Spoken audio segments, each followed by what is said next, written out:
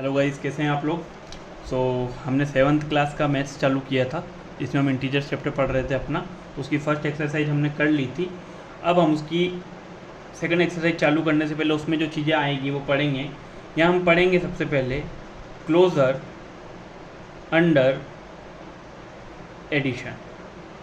Closure under addition क्या होता है। तो क्लोजर अंडर एडिशन क्या होता है, अगर मैं कोई भी दो इंटीजर्स ले लूँ ए एंड बी, अगर मैं इन्हें ऐड करूँ किसी भी ऑर्डर में, अगर मैं a प्लस बी करूँ या b प्लस ए करूँ, और इनका जो रिजल्ट आएगा दोनों का वो भी एक इंटीजर होगा,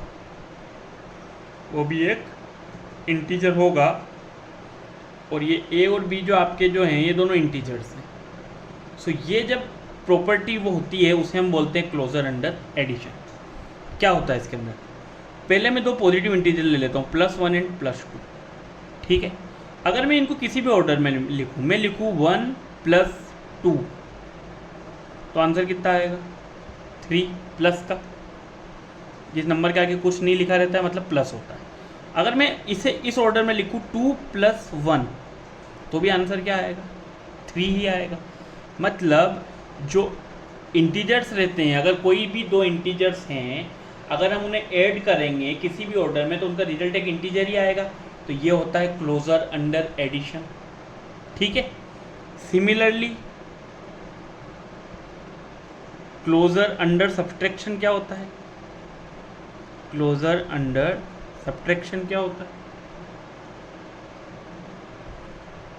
सब्ट्रैक्शन होता है कोई भी मैंने दो इंटीजर ले लिए, मैंने ले लिया +3 और -4। अगर मैं इसमें से इसको माइनस करूँ, मैं 3 से माइनस करूँ -4 को, तो 3 तो प्लस का है, माइनस इंटू माइनस प्लस होता है, तो आपका आंसर आ जाएगा 7 जो कि प्लस का है। इट मीन्स ये एक इंटीजर है। अगर मैं -4 में से माइनस करूँ +3 को, तो -4 तो आपका -4, प्लस इंटू माइनस माइनस -3, दोनों माइनस के, आंसर माइनस में आएगा। 4 and 3 7, तो ये हो गया, ये भी एक इंटीजर है। तो यहाँ पे देखिए सब्ट्रैक्शन के अंदर भी हम क्या बोलेंगे कि जब भी हम किन्हीं दो इंटीजर्स को एक दूसरे में से सब्ट्रैक्ट करेंगे, so we will always get an integer. a minus B जो आपका होगा, a एंड b अगर दो इंटीजर्स हैं तो a प्लस बी भी एक इंटीजर होगा और a माइनस बी भी एक इंटीजर होगा। ये होता है closure under addition and closure under subtraction. पिछली क्लास में हमने पढ़ा था कि there are two types of integer,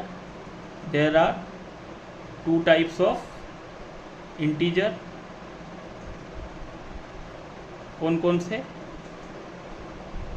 positive and negative. जो पॉजिटिव इंटीजर होते हैं उन्हें हम +1 +2 +3 इस तरीके से लिखते हैं, या फिर आप अगर नॉर्मल लिखें 1 2 3 तो ये भी पॉजिटिव इंटीजर्स ही कहलाते हैं। और जो नेगेटिव होते हैं उन्हें हम ऐसे लिखते हैं -1 -2 -3 and dot dot dot. Clear. तो ये आपको समझ आया closure under addition and closure under subtraction. चलिए अब हम अपने अगले उस पर आते हैं। चलिए अगला आपका है कम्यूटेटिव प्रॉपर्टी।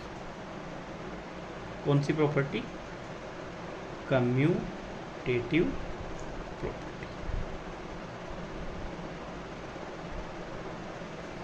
अब देखिए कम्यूटेटिव प्रॉपर्टी में क्या होता है, अगर मैं कोई दो इंटीजर्स ले लूँ, कोई भी दो इंटीजर्स ले लीजिए, आप ले लीजिए -1 एंड 2 को ले लीजिए, -1 एंड 2। चलिए अगर मैं करूँ a प्लस बी, मतलब मेरी ये a है और ये b है। मेरी a की वैल्यू है -1 प्लस मेरा b है 2 का। -1 माइनस रहेगा, +2 रहेगा, बड़ा नंबर प्लस का है 2, तो आंसर प्लस में आएगा, 2 में से 1 जाएगा तो 1 बचेगा। अगर मैं लिखूँ b + a, तो इसमें क्या होता है b + a में, b की वैल्यू कितनी है 2 प्लस a की वैल्यू कितनी है -1, आपका 2 प्लस का है 2, प्लस इंटू माइनस क्या होता है बेटा माइनस, तो 2 - 1 कितना हो जाएगा अगेन +1। सो यहाँ से हमने क्या देखा, यहाँ से हमने ये देखा कि a + b = b + a होता है। तो ये होती है आपकी हमेशा कम्यूटेटिव प्रॉपर्टी। तो यहाँ से हमने एक चीज़ पता है कि जो एडिशन मतलब दो इंटीजर्स को जो जोड़ना होता है, तो addition is commutative for integers है। किन्हीं भी दो इंटीजर्स के लिए आपका एडिशन जो है वो हमेशा कम्यूटेटिव रहेगा। आप कोई दो नेगेटिव इंटीजर्स भी लेके देख लिया, आपने ले लिया -2 और -4, इन्हें भी अगर मैं जोड़ूं तो -2 प्लस -4 अगर मैं करूँगा, -2 का रहेगा, प्लस इंटू माइनस क्या होता है माइनस, दोनों नंबर माइनस के आंसर किस में आएगा माइनस में, -4 और -2 कितना होता है -6। अच्छा एक और चीज़ कंफ्यूज होने की बात नहीं है, जब मल्टीप्लाई होता है दो नंबर का क्या होता है मल्टीप्लाई, तो माइनस इंटू माइनस क्या होता है प्लस, और प्लस इंटू माइनस क्या होता है माइनस। ये कब होता है जब हम किसी दो नंबर को क्या करते हैं मल्टीप्लाई, ये हम आगे जाके पढ़ेंगे। बट यहाँ पर हम मल्टीप्लाई नहीं कर रहे हैं, यहाँ पे एडिशन सब्ट्रैक्शन है, तो अगर दोनों ही नंबर माइनस के हैं उनको मैं जोड़ूंगा तो रिजल्ट भी माइनस में ही रहेगा, क्योंकि दोनों नंबर का साइन कैसा है माइनस का। अब अगर मैं इसको ऐसे लिखूँ कि -4 को आगे लिखूँ और -2 को पीछे लिखूँ, तो -4 रहेगा, plus into minus -2, again answer कितना होगा -6। तो यहाँ से हमको फिर पता चल गया कि जो एडिशन होता है वो कम्यूटेटिव होता है इंटीजर्स के लिए। ठीक है, अब यहाँ से एक और चीज़, यहाँ से अगर मैं सब्ट्रैक्शन देखूँ, क्या देखूँ सब्ट्रैक्शन, मैंने दो इंटीजर्स लिए, एक इंटीजर्स लिया मैंने 6, एक लिया मैंने -7। ठीक, a माइनस बी अगर मैं करूं, क्या करूं a माइनस बी, तो 6 माइनस और b की वैल्यू कितनी है -7, उसे ब्रैकेट में लिख दिया, 6 माइनस इंटू माइनस प्लस 7, तो 7 प्लस 6 आपका कितना हो गया 13। अब अगर मैं b माइनस ए लिखूं, क्या लिख रहा हूँ b माइनस ए, तो b है आपका -7, a है आपका 6, -7 प्लस इंटू माइनस, माइनस का 6, तो आंसर कितना आया -13। तो क्या 13 और -13 बराबर होंगे नहीं, so a minus B is not equal to b minus A. मतलब एडिशन तो कम्यूटेटिव होता है इंटीजर्स के लिए, but subtraction commutative, subtraction is not commutative for integers, वो इंटीजर्स के लिए कम्यूटेटिव नहीं होता है। जो कम्यूटेटिव प्रॉपर्टी होती है उसे हमेशा ऐसे ही लिखा जाता है a plus b is equal to b plus a, this is your commutative property. Next है आपकी एसोसिएटिव प्रॉपर्टी। आप जब भी पढ़ें, आप एनसीईआरटी अपने साथ लेकर बैठे हैं, एनसीईआरटी का ही हर सवाल मैं आपको करवा रहा हूँ, वहाँ से आप देखेंगे तो आपको समझ भी आता रहेगा। पेज नंबर 7 पे है आपकी कौन सी प्रॉपर्टी एसोसिएटिव प्रॉपर्टी। अब एसोसिएटिव प्रॉपर्टी के अंदर हम क्या करते हैं, एसोसिएटिव प्रॉपर्टी को लिखने का एक तरीका होता है, इसे हम कैसे लिखते हैं,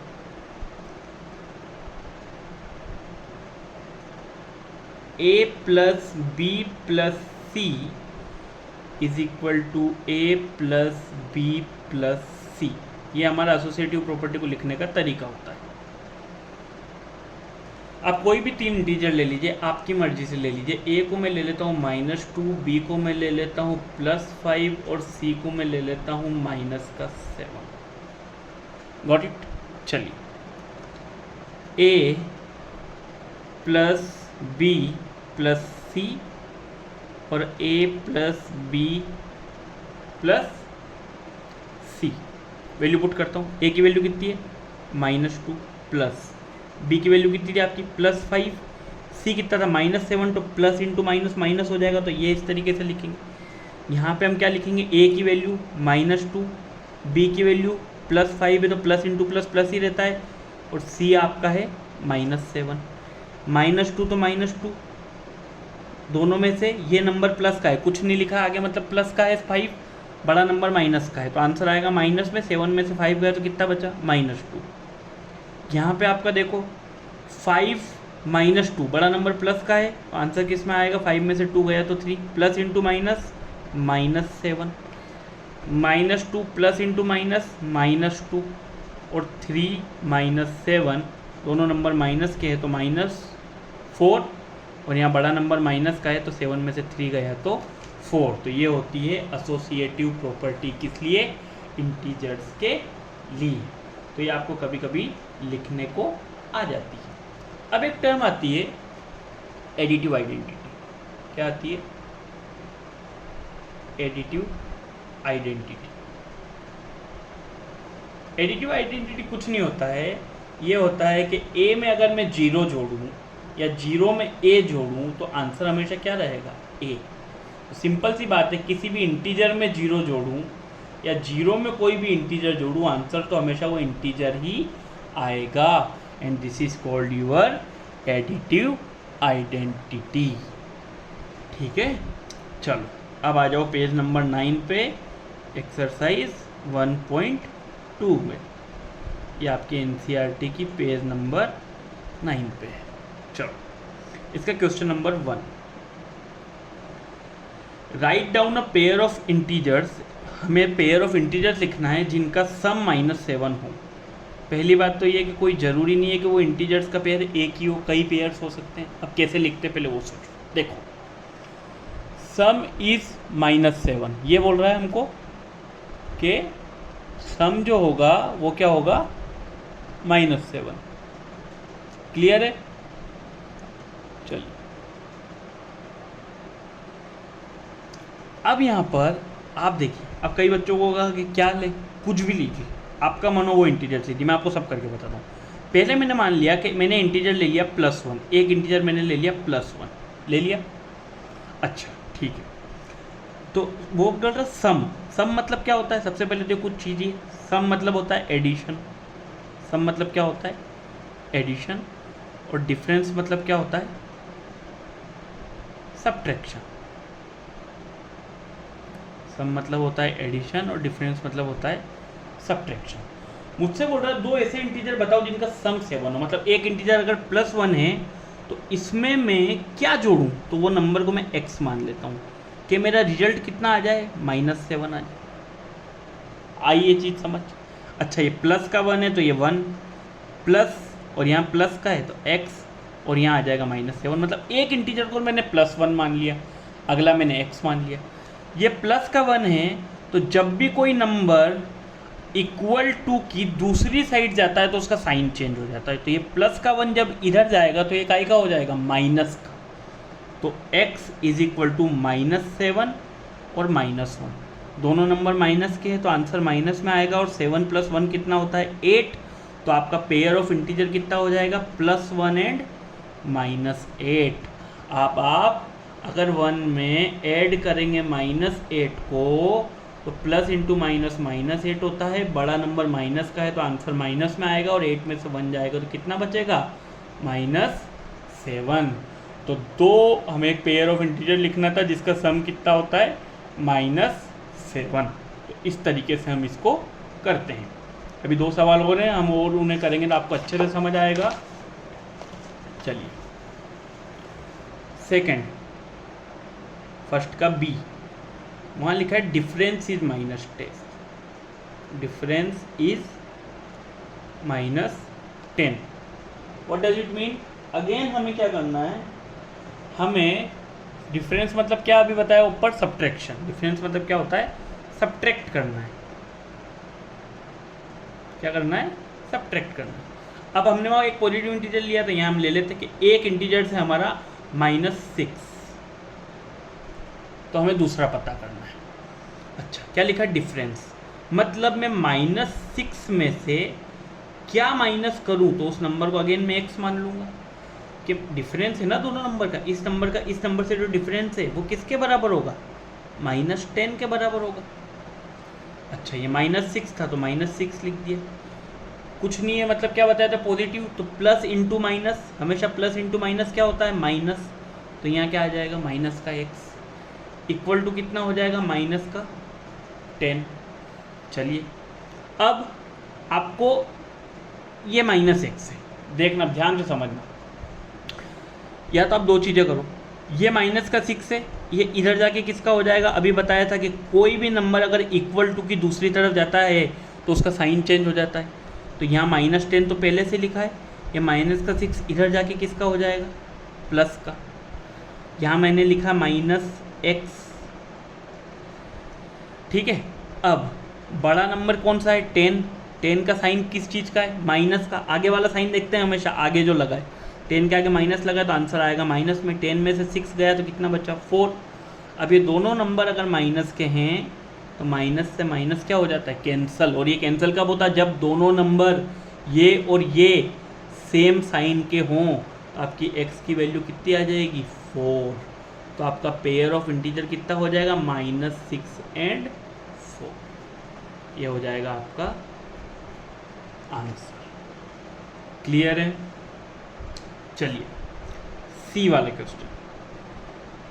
सम इज 0, सम इज 0। चलिए अब हमें पॉजिटिव इंटीजर मान लेते वापस से। हमने मान लिया +7। क्या मान लिया? +7।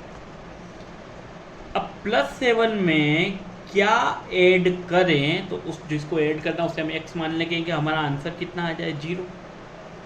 ये +7 है तो ये 7 प्लस कुछ नहीं, मतलब प्लस का साइन है तो ये x इज इक्वल टू 0। अब इधर तो कुछ लिखा है नहीं, ये 7 इस तरफ जाएगा तो इधर इसका साइन प्लस का है। जब ये इधर से इधर जाएगा तो बेटा साइन क्या हो जाएगा? चेंज। तो x की वैल्यू कितनी आ जाएगी? -7। तो आपका पेयर ऑफ इंटीजर क्या हो जाएगा? +7 और -7। अब 7 में से 7 को माइनस करूँगा तो 0 ही आएगा ना। तो ये हो जाएगा आपका आंसर। क्लियर हो गया? आया समझ में? चलिए सेम आपका question number 2। Write a pair of negative integers. क्या बोला है ये question? Write a pair of negative integers whose difference gives 8। हमें नेगेटिव इंटीजर्स का पेयर लिखना है कि जिनका जो डिफरेंस हो 8 के बराबर हो। तो मैंने मान लिया कि एक नंबर तो मैंने मान लिया चलो -4। क्या मान लिया? -4, ठीक है। और दूसरा जो है वो भी नेगेटिव इंटीजर है। अच्छा नेगेटिव इंटीजर, अभी तक मैं x ले रहा था तो x तो क्या है, कोई साइन नहीं लगा मतलब पॉजिटिव होगा। अब मैं उसे लूँगा -x। ये हो गए मेरे दो पेयर ऑफ नेगेटिव इंटीजर्स। और क्या बोला है कि एक पेयर ऑफ नेगेटिव इंटीजर्स लिखो जिनका जो डिफरेंस हो वो 8 के बराबर हो। किसके बराबर हो? 8 के बराबर हो। अच्छा चलो, अगर -4 में से दोनों नेगेटिव इंटीजर्स होने चाहिए, वहाँ लिखा है right a pair of negative integers. तो -4 में से अगर मैं माइनस करूँ -x को तो आंसर कितना आना चाहिए? 8 आना चाहिए। Write a pair of negative integers whose difference, difference मतलब सब्ट्रैक्शन, गिव्स यू 8। यहाँ लिखा है मैंने -4, माइनस इंटू माइनस क्या होता है? प्लस। तो ये आ जाएगा x इज इक्वल टू हो जाएगा 8। आपका माइनस का 4 इधर जाके किसका हो जाएगा? किसका हो जाएगा? प्लस का। अभी बताया था कि साइन चेंज होता है। तो 8 + 4 और 8 + 4 कितना होता है? 12। तो आपका जो पेयर ऑफ इंटीजर हो जाएगा जिनका डिफरेंस आपको 8 मिलेगा वो होगा -4 एंड -12। अब देखो इसको मैं आपको करके बता देता हूँ। अगर मैं -4 में से माइनस करूँगा -12 को तो माइनस का 4 तो है ही है, plus into minus minus, minus into minus +12। बड़ा नंबर प्लस का है, आंसर प्लस में आएगा और 12 में से 4 जाएगा, कितना बचेगा? 8। यही आपको चाहिए था यहाँ पर। आ गई बात समझ में? चलिए इसका बी पार्ट।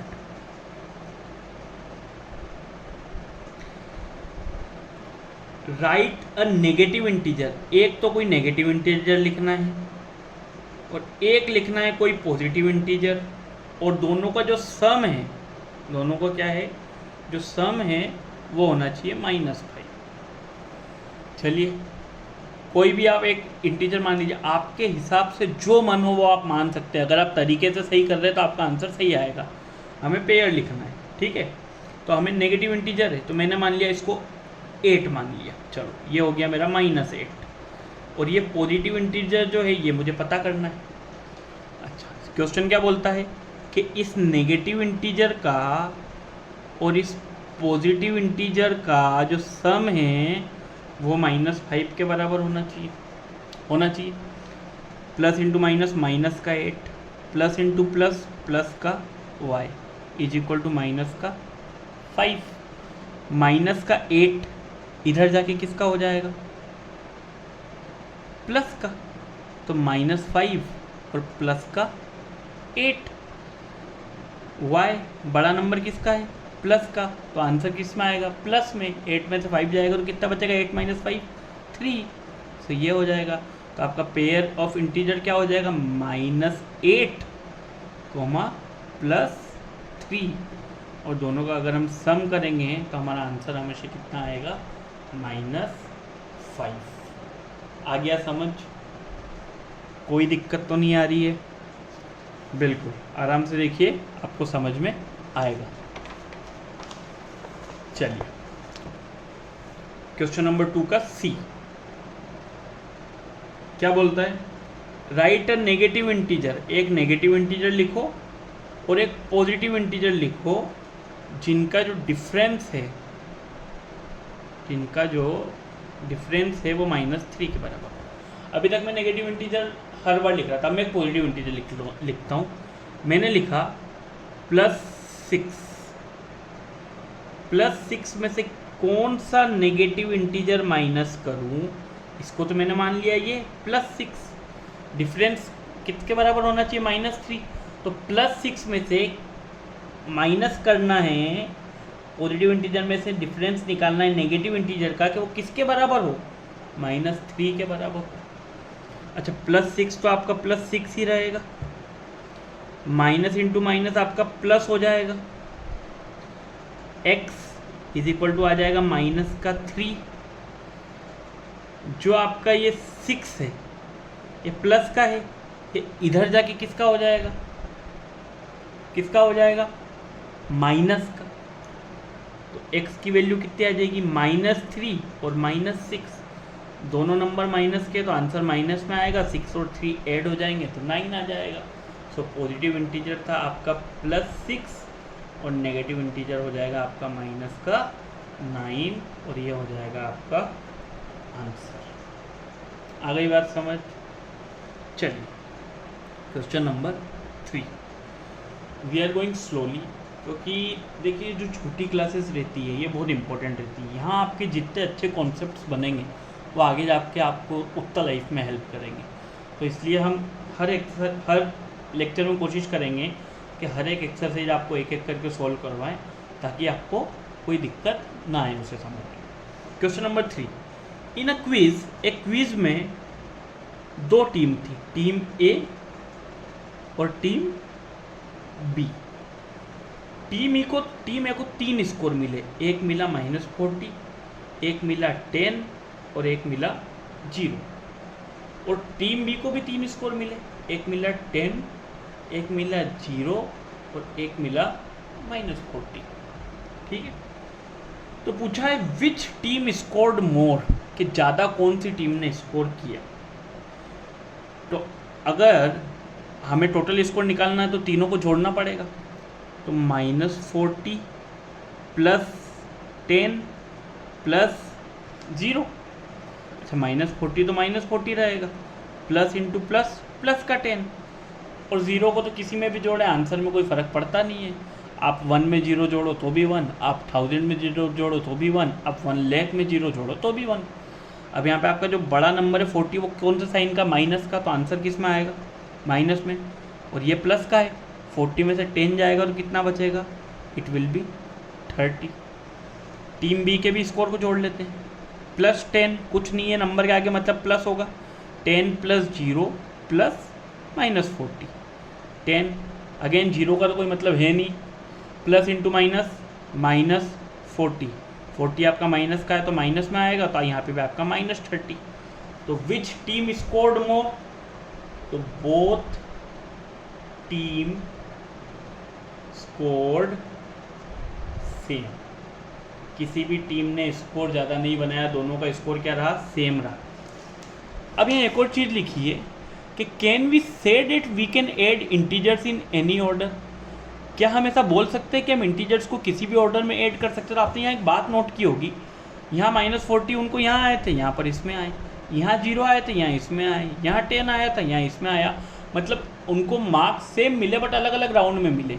तो आप इंटीजर्स को देखो बेटा, +1 और +2, अभी हम पढ़ के आए क्लोजर प्रॉपर्टी, या +2 या +1, मैं किसी भी तरीके से जोड़ूँ आंसर हमेशा मेरा 3 ही आएगा।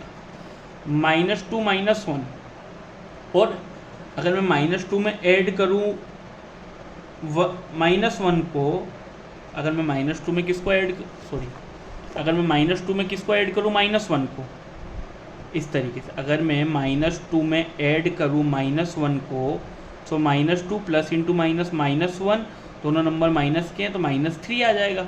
और अगर मैं -1 में ऐड करूँ -2 को, तो भी -1 प्लस इंटू -2, तो भी आंसर आएगा -3।